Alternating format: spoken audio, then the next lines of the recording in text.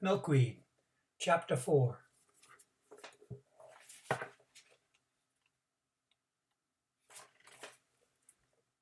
When I awoke the next morning, Yuri was gone. He returned dragging a mattress. It was small, about half the size of his, but plenty big enough for me.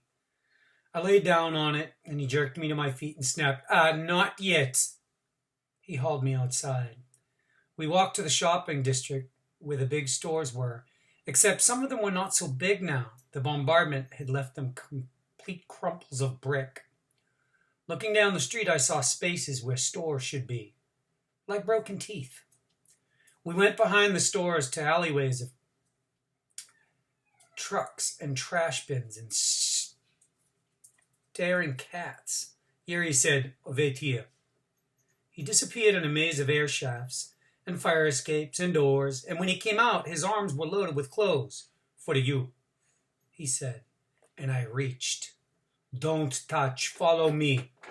He led me to a bombed-out building. Nothing but the back was standing. We climbed over a jumble of bricks and splintered wood and twisted pipe. "Watch the glass," he said. I kept stumbling over the heads and arms of mannequins, and we came to a lopped-off stairway, and Yuri tested it. "Okay," he said. We went down into the rubble, and whenever he came to a knob in a pipe, he turned it. Some gave out steam, some nothing. We stopped at one that gave water. "Take those rags off," he said. I took off my clothes. He laid down the new ones and went rooting through the rubble. He returned with a mannequin's leg and a scrub brush, and he filled the leg with water. "I'm not thirsty," I said. He dumped the water over me, began to scrub me with the brush. At first it felt wonderful. Then it didn't. Leg after leg of water he poured over me, and after the scrub brush got down to the soles of my feet, he stared again on my face. He grunted as he scrubbed my face, and I squirmed, and I cried out, and he was scrubbing my skin off. At last he stopped. "Baby," he said. He dried me with a shirt. I screamed in pain from the rubbing, and he patted the rest of me dry. He glared at me. "Did you ever have a bath?" I stared at him. "Didn't think so." And then he dressed me in a clean shirt and two big pants. And people gave us looks as we climbed out of the rubble and onto the sidewalk. And by the time we were halfway home, I was feeling terrific. I felt new. I felt the air and the sun on my skin. And Yuri brought his nose to my neck and sniffed. He nodded. Back in the cellar, we ate sugar cookies and jars of plums and syrup. And then he led me upstairs to the barber shop. I had never been in a barber shop. He was right. The barber had left everything. Rows of colored liquids, greens and reds and blues, lined the shelf beneath a great mirror. "You never had a haircut, did you?" Yuri said. "No," I said. "Have a seat." I climbed into the red padded chair. He spun me around till I got dizzy. He pumped a lever and I rose higher, and he shook out a large cloth and draped it over me. From a glass canister, he pulled a comb and scissors, and he began combing and snipping, and soon my hair was like fur. "All right," he said. "Which one?" "Which one?" I echoed. He pointed to the bottles. I didn't understand why I should be offered a drink after having my hair cut, but I didn't argue. I had learned never to turn down food. I pointed to the blue one. "That one." To my surprise, he did not give me a drink, but instead poured the blue liquid over my head. He shuffled his fingers through my hair and then combed it, and it became wet and shiny. Outside, people hurried this way and that way, and many carried shovels. "Are they going to a farm?" I said.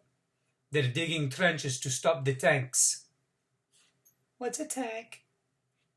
"You'll see."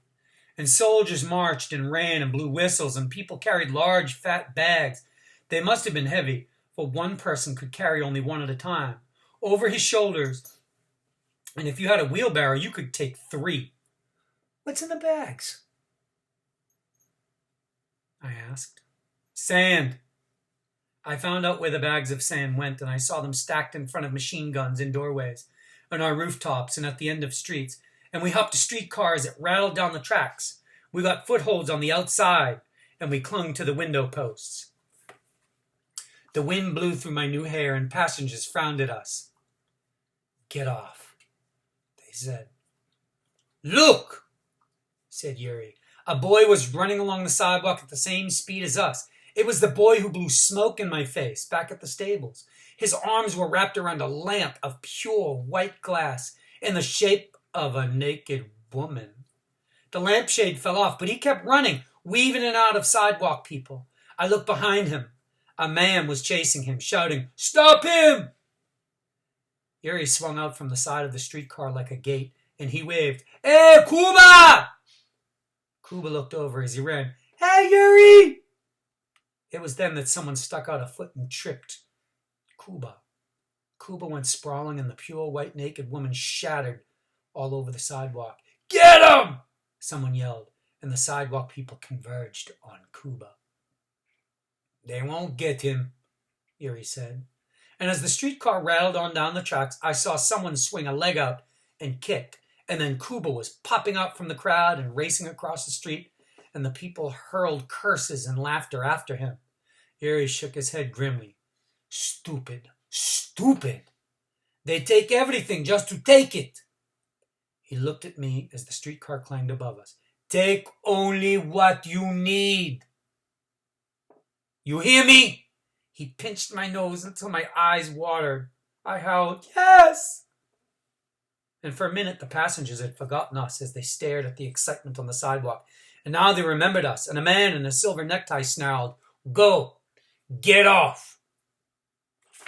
A little boy stuck out his tongue, and then a woman in a fox fur came down the aisle and reached over the seat and drew down the window on Yuri's hands, and I screamed.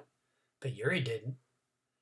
The fox fur's eyes were like little black marbles. The lady reached over to bring down the window on me, but she stopped because there was a loud sound, and it wasn't the clang of the streetcar. It was sirens. Ahead of us, a shop exploded in a gush of flame. People screamed. The streetcar stopped and jerked into a halt, and within moments it was empty. Even the driver was gone, running with the crowds in the street, and then the streets were empty. A strange music filled the air. It was the sirens' wails and the thumping of exploding bombs from the bombardment. I pulled myself up into the streetcar. I opened the window that clamped Yuri's fingers, and he fell to the ground, and in a moment he appeared at the door, and he threw his hands in the air and cheered, "Finally!" I thought he was celebrating the release of his fingers. No, it was something else. "I always wanted to drive one of these." He sat on the driver's seat. He stared at the controls. He pushed one thing, pulled another thing, and the streetcar jerked into movement, and we headed down the tracks. Oh, what a ride. Yuri turned the steering stick this way and that way, and he learned how to make it go faster and faster, and the streetcar screamed along with us through the deserted city. Smoke rose beyond the rooftops as if giants were puffing cigars. He showed me where to pull the clanger, and I pulled and pulled and pulled, and the clanging joined the music of the bombardment. And at last we came to a loop where the trolley was to turn. This is where the streetcar was meant to turn around. But Yuri didn't slow down. And the streetcar leaped from the tracks, and it was like riding a house into another house. And we smashed into a restaurant. We plowed through it, a field of red tablecloths, into the kitchen with an ear-ripping clatter. And still there were no people, and no one to yell, "Stop! Stop!" Sauerkraut splattered across the windshield as we came to a halt against the ovens. And by now the streetcar was on its side, and we were hanging from our places, and Yuri was howling like a wolf. And even as the oven chimney pipes toppled like trees, I laughed and pulled that clanger rope.